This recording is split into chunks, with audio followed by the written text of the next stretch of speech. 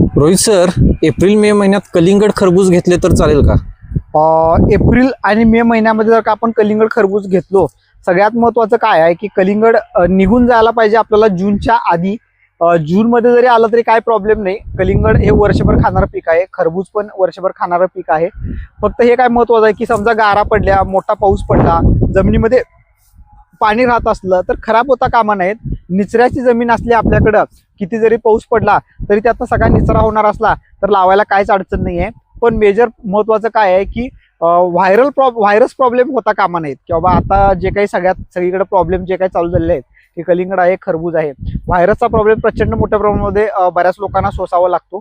जर का तसं काय नसलं, तुमच्या आजूबाजूला कुठलाही भाजीपाला होत नाही, नवीन जमीन आहे, पाणी निचऱ्याची होत असली, 100% लावल्याचं फायद्याचं होतं.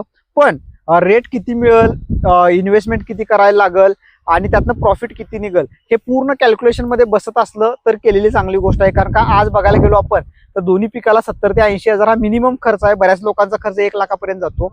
हा 1 लाख खर्च झाला, पण त्यातनं मार्केटमध्ये 10, 12, 15 रुपये मिनिमम रेट असला तर ते प्रॉफिटला जातो आपण. पण तेवढं रेट मिळेल काय नाही हे सांगू शकत नाही आपण. कारण का आता भारतामध्ये, पूर्वी महाराष्ट्रातच अग्रेसिव्हली कलिंगड खरबूज करत होतो आपण.